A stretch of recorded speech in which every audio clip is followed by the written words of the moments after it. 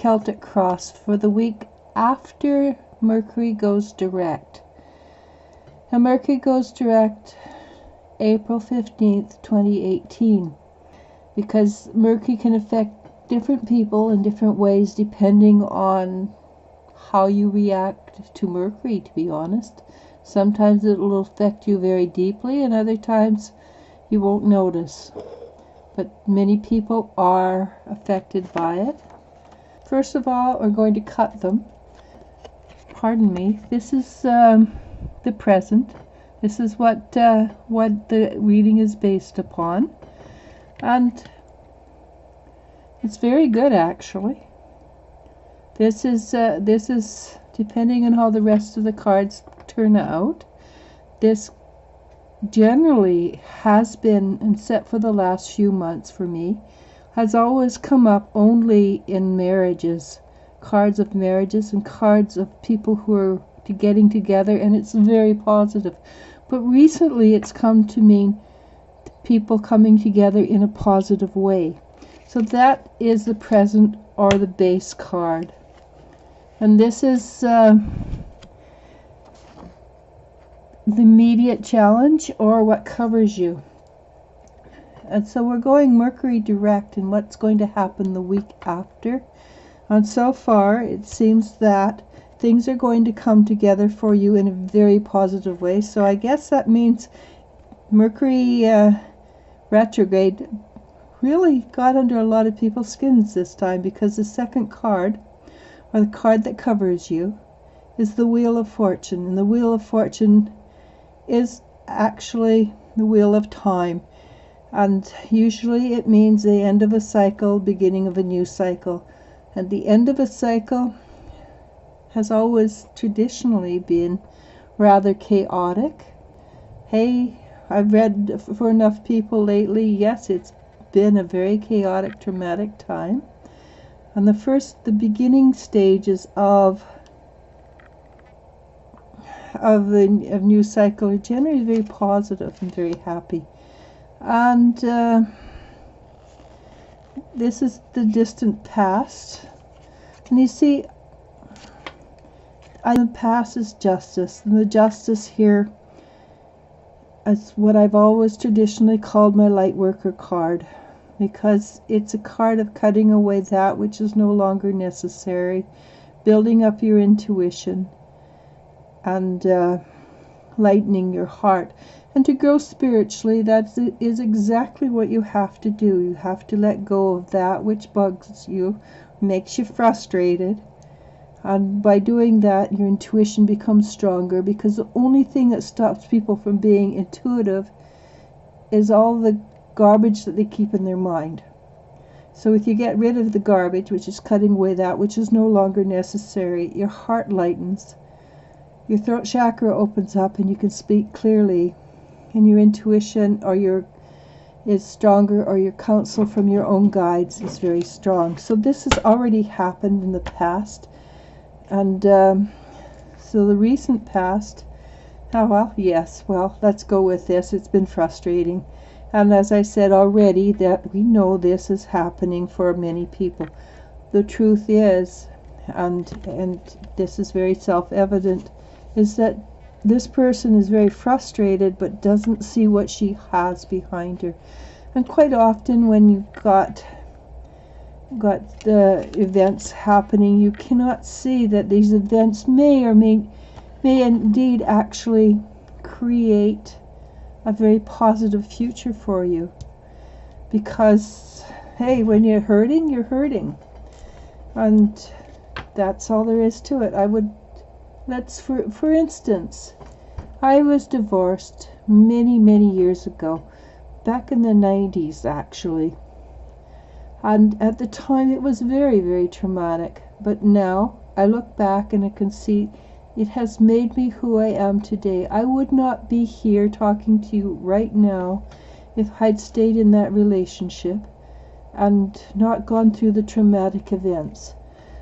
So now, many years later, I must admit, I can bless the relationship for what it has given me.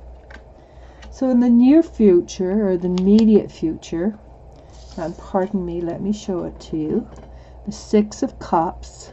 And the Six of Cups, well, it depends on how you read it, and this is how I've always read it. The Six of Cups is looking forward into your future.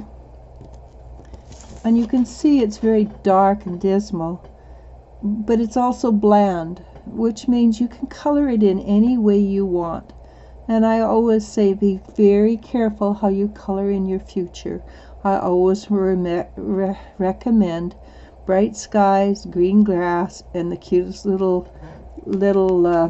house in creation.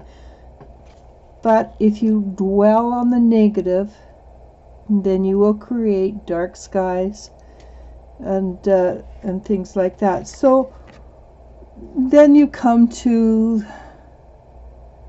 okay, they say the best outcome. So this has always been, for me, this has always been the far future, and I'm going to go with far future. I'm not going to follow that because I haven't done this for a long time, so I got myself a guide. But the Empress, and this one has always been for me the future, and the Empress is by far the best outcome, because she is, in this case, she's abundance. She's abundance in all forms. Good food, good clothing, good life, good health, and obviously monetary abundance. But she also has a lot of wisdom, and you can see there's this in her head, her hair, and that sort of symbolizes the spark of divinity coming in. And she's a very regal woman, so it means that things are coming together in a very positive way. Again, that also always depends on you. So the factors affecting the situation, well, this always affects everybody's situation. How much money do you have? Are you happy in your job? Are you content with your life? And if you're content, then things always with your job, and because many people spend a great deal of time with their job, and what they don't, are they content in their life and what they use to fill their life?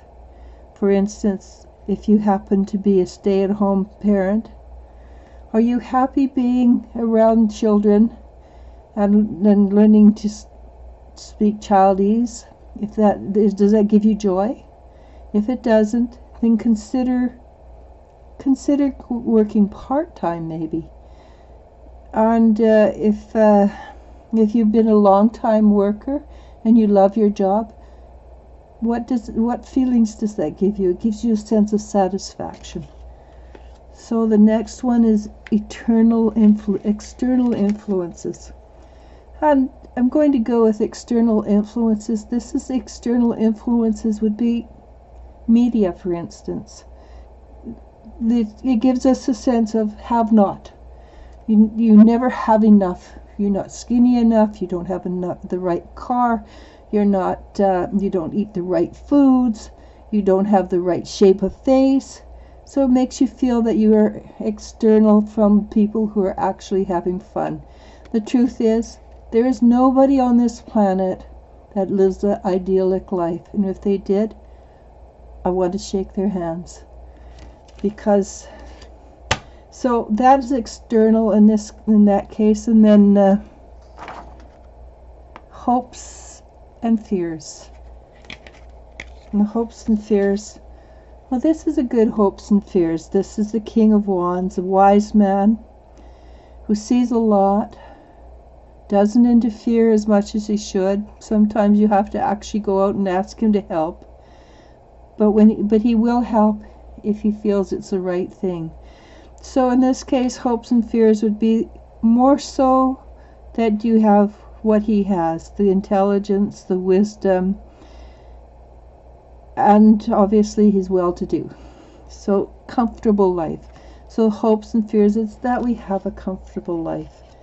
And how does that affect us with Mercury retrograde in the last week? The final outcome is healing, which, hey, we all, as long as we live and breathe, there's always need for us to heal some form or some way. All right. And it's also the Hierophant. And the Hierophant is lessons or learning. And so that's very important. The future's shaped more like this. It's not shaped like this. So when we're going forward, there's not one thing in potential. There's many potentials. So we've got all that many potentials. But there are a few spots along the way where we have chosen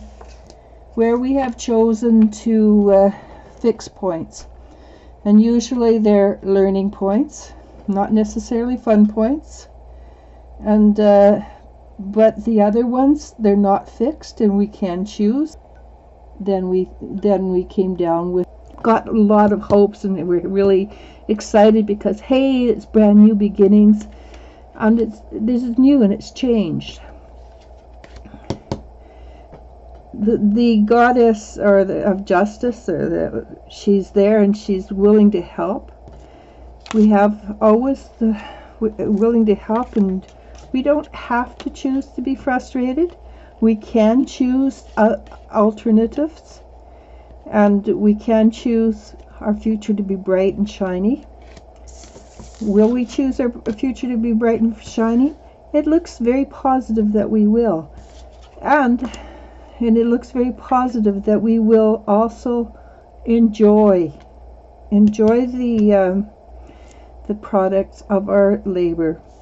Will we be in depression occasionally? Darn right. That goes with life.